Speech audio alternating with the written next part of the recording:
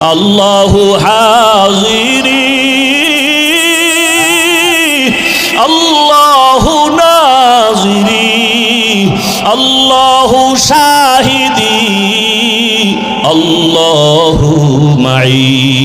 ওরে মাকে ফাঁকি দেওয়া যায়, বাবারে দেওয়া যায়, ছেলেরে দেওয়া যায়, স্ত্রীকে দেওয়া যায়, আমার মালিক আমার মাবুদের ফাঁকি দেওয়া যায় না। ও বান্দা, অন্ধকার রুমেও যদি ডুব দাও সেখানেও আমার মালিক, সমুদ্রের ভেতরেও যদি যাও সেখানেও আমার মালিক। ওরে তুই যেখানে যাবি সেখানে আমার আল্লাহ। ফাইনামা তুওয়াল্লু ফাসাম্মা ওয়াজহুল্লাহ।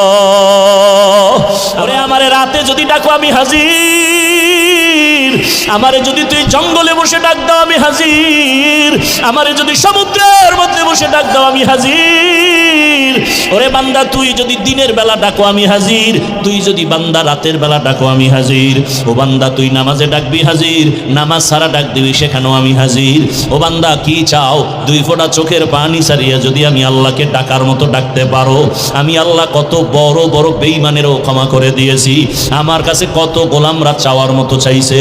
এক আল্লাহর বান্দা জীবনভর শুধু গুনাহ গুনাহ গুনাহ গুনাহ গুনাহ করে করে জীবন নষ্ট, জীবনের শেষ যৌবনকাল পার হইয়া বৃদ্ধ হইয়াও শেষ, দুর্বলতাও চলে আসছে। একদিন বান্দা পেরেশান হয়ে গেল, এই হাতে কত মানুষের গলা কাটলাম, কত মায়ের কোল খালি করলাম, কত নারীর ইজ্জত নষ্ট করলাম, এখন আমার উপায় কি? আমার সন্তান আছে, স্ত্রী আছে, আমি যদি এই বদনাম নিয়ে কবরে যাই মানুষ আমারে ধিক্কার দিবে আর আমার সন্তানের খারাপ বলবে। এই বদনাম থেকে কিভাবে বাঁচার উপায় আছে? বান্দা চিন্তায় পড়ে গেল, শুয়ে শুয়ে চিন্তা করে রাতের আধারে হঠাৎ করে কানে শুনে ফজরের নামাজের আজান। উঠিয়া মসজিদের ইমাম সাহেবের সাথে গিয়া পরামর্শ করে, হুজুর একটু পরামর্শ দেন, আমি জীবনে তো গুনাহ কম করি নাই, মনে চাইছে নামাজ পড়বো না পড়ি নাই, মনে চাইছে দাড়ি রাখবো না রাখি নাই, মনে চাইছে বেপরদায় চলবো চলেছি, মনে চাইছে মদ পান করবো করেছি, মনে যখন বলছে জুয়া খেলবো খেলেছি, মনে চাইছে মানুষ হত্যা করবো করেছি, মনে চাইছে জুলুম করবো করেছি, মনে যখনই চাইতো কারো উপরে আক্রমণ করবো করেছি। এখন এই বদনাম নিয়ে আমি মরতে চাই না, আমার সন্তানের উপরে এর ক্লেম চলে আসবে, অপবাদ চলে আসবে। এর থেকে বাঁচার উপায় কি? আল্লাহর বান্দা ইমাম সাহেব কয়, একমাত্র বাঁচার উপায় হলো তওবা। আল্লাহর কাছে খাঁটি অন্তরে কান্নাওয়ালা তওবা ছাড়া দরজা খুলবে না। আর কেমনে করব? বলে আপনি বাসায় যাইয়া রাতের বেলা না ঘুমাইয়া গভীর রাতে শেষ রাতে উঠিয়া ওযু বানায়া যায় নামাজে আল্লাহর কাছে কাঁদবেন আর আল্লাহর কাছে মাপ চাইবেন আর বলবেন, আল্লাহুম্মা রহমনি বিতরকিল মাআসি ইয়া রাব্বি গফিরলি। ও আল্লাহ, তুমি আমারে মাফ করে দাও। ইমাম সাহেবের পরামর্শ নিয়া ওই গুনাহগার জাহান্নামের আসামি বান্দা ওই বুড়া বয়সে ইমামের পরামর্শ নিয়া রাতে ঘুমায় না। এক এক রুমে সন্তানেরা ঘুমায়, স্ত্রী ঘুমায়, ওই বান্দা গভীর রাতে একা একা উঠিয়া ওযু বানাইয়া অন্ধকার একটা রুমের মধ্যে গিয়া একা যায় নামাজ বিছাইয়া চোখের পানি ছেড়ে সেজদায় গিয়া কান্না শুরু করছে আর বলে, ও দয়ার মালিক, তোমার হারানো গোলাম তোমার দরজায় ফিরে আসছে। ও আল্লাহ, আমার মতো গুনাহগার কেউ নাই।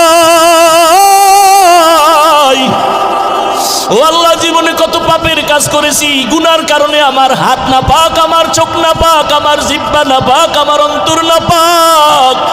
গুনাহের কারণে আমার জিন্দেগি নাপাক হয়ে গেল। গুনার কারণে এখন আমি যেদিকেই তাকাই দেখি জাহান্নামের আগুন, আমার জাহান্নামের আগুন ছাড়া কিছুই দেখি না। ও আল্লাহ, আমার মতো খারাপ মানুষ এই দুনিয়ায় বোধহয় নাই। মায়ের সাথে কত বেয়াদবি করেছি, বাবার সাথে কত বেয়াদবি করেছি, এই জীবনে স্ত্রীর সাথে কত জুলুম করেছি, সন্তানের উপরে কত জুলুম করেছি, প্রতিবেশীর উপরে কত জুলুম করেছি। ও আল্লাহ, অন্যায় ছাড়া কোনো ভালো কাজ আমার নাই। জীবনে কত নামাজ ছাড়লাম, দাড়ি কাটলাম, বেপরদায় চললাম। ও আল্লাহ, তোমার প্রিয় বান্দাদের বিরোধিতা করলাম, কোরআন হাদিসের বিরোধিতা করলাম। ও আল্লাহ, আজকে আসছি আর এখান থেকে যাব না। ও আল্লাহ, তুমি আমার একটু রহমতের দরজা খুলে আমাকে মাফ করো। আমি আর গুনাহ করব না, আর নামাজ ছাড়বো না, দাড়ি কাটবো না, বেপরদায় চলবো না। আল্লাহর বান্দা চোখের পানি ছেড়ে এমন ভাবে কান্না শুরু করেছে। আল্লাহর বান্দা কান্দে আর বলে, আল্লাহ তুমি দয়া করে মাফ করে দাও। হঠাৎ করে একটা গাইবি আওয়াজ, ওই বান্দার কান্না বাড়তে বাড়তে বাড়তে বাড়তে এখন অচেতন অবস্থা, এমন কান্নার ঢেউ, সমুদ্রের মতো কান্নার তুফান। এক পর্যায়ে তার কান্নার আওয়াজে ঘরের সবাই সজাগ হয়ে গেল। সবাই শুনে কান্নার আওয়াজ, স্ত্রী দেখে বিছানায় নাই, কোন রুমে কান্না করে। একটা জোরে গাইবি আওয়াজ আসছে, বান্দা তুই যতই কান্না করো তোর নাম জাহান্নামের খাতায় লেখা হয়ে গেছে, কান্না করে কোনো লাভ হবে না। আল্লাহর বান্দা এই আওয়াজ কানে শুনিয়া আগের তুলনায় কান্নার আওয়াজ আরো বাড়ায় দিল, আরো বেশি বেশি কান্না করে। ও আল্লাহ তুমি এত বেজার, দুনিয়াতে মা বাবা ভাই বোন কেউ আমার না, ওই কবরে একা যেতে হবে। ও আল্লাহ তুমি ছাড়া আমার কেউ নাই, তুমি আমার আসল মালিক। আল্লাহর মোহাব্বত অন্তরে এমন ভাবে জমাইয়া কান্না শুরু করলো, ও আল্লাহ তুমি আমার সামনে হাজির, তোমারে ফাঁকি দেওয়া যায় না, তোমারে গোপন করে কিছুই করা যায় না। আমি যেদিকেই দেখি তোমারে ছাড়া কোনো রাস্তা নাই। আমার আল্লাহরে তুই কই ফাঁকি দিয়া যাবি? ও আমার এলাকার মা বোনেরা, ও যুবক বাবারা, কত আর নামাজ ছাড়বা, কত বেপরদায় চলবা, কত আর গুনার কাছে যাইবারে বাবা। আল্লাহর কোরআন মিথ্যা মনে করিও না, ওলামায়ে কেরামের কথা ফালাইয়া দিও না। একদিন আমার মাওলার দরবারে হাজির হতেই হবে। আল্লাহর বান্দা গাইবি আওয়াজ পাইয়াও কান্না বন্ধ করে না। স্ত্রী ডাক দিয়ে কয়, স্বামী তুমি শুনছো না তোমার নাম জাহান্নামের খাতায় লেখা, এখন আর তুমি কান্না করে কি লাভ হবে? আল্লাহর বান্দা ডাক দিয়ে কয়, বিবি বলো, ওই আল্লাহর দরজা ছাড়া আর কোনো দরওয়াজা আছে নাকি বলো? অন্য কোনো দরওয়াজায় গেলে আমি পবিত্রতা অর্জন করতে পারবো। স্ত্রী বলে, না না না। আল্লাহর বান্দা বলে, যদি দরজা একটাই থাকে আমি আর এই দরজায় আসছি, আর ফিরিয়া যাব না, এই দরজা ছাড়বই না। আল্লাহ যদি আমারে ক্ষমা না করে আমি এই দরজা ছাড়বো না, কান্নাও বন্ধ করব না। এমন অঝোর ধারায় কান্না শুরু হয়ে গেল। আবার কান্না করে, ও দয়ার মালিক দয়া করে আমারে মাফ করে দাও, আর গুনাহ করব না, জাহান্নামে যাব না রে আল্লাহ।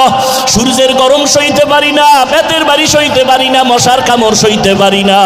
ওরে গুনাহ নিয়ে কবরে গেলে মাটির চাপ কেমন করে সহ্য করব? কবরে জাহান্নামের আগুনের গরম সহ্য করতে পারবো না রে আল্লাহ, তুমি আমারে মাফ করিয়া দাও। আল্লাহর বান্দা আবার যখন কান্না শুরু করলো, আবার আওয়াজ আসতেছে, আওয়াজ আসতেছে, আবার আওয়াজ আসতেছে, ও বান্দার কান্না করিস না, তোরে মাফ করে দেওয়া হয়েছে, তোর নাম আর জাহান্নামের খাতায় নাই, আর কাঁদিস না, কান্না করিও না। আল্লাহর বান্দা এতক্ষণ কাঁদছে জাহান্নামের ভয়, বান্দা আবার কান্না শুরু করেছে। বিবি বলে, এখন আবার কেন কাঁদো? জাহান্নামে তো নাম নাই। আল্লাহর বান্দা বলে, এতক্ষণ কান্না করেছি জাহান্নামের আযাবের ভয়, আর এখন আমি কাঁদি আমার মালিকের মোহাব্বত আর মায়া বাড়াবার জন্য। কারণ আমি এতক্ষণ কান্না করে বুঝতে পেরেছি আমার মাওলার কাছে কান্না বড় মজা লাগে, আমার মাওলার কাছে চোখের পানির বড় মূল্য, এই জন্য কান্না করতেছি আমি এই মোহাব্বত বাড়াবার জন্য। ও আল্লাহর বান্দারা, 2 ফোঁটা চোখের পানি মাওলার কাছে সারিয়া দোয়া করো।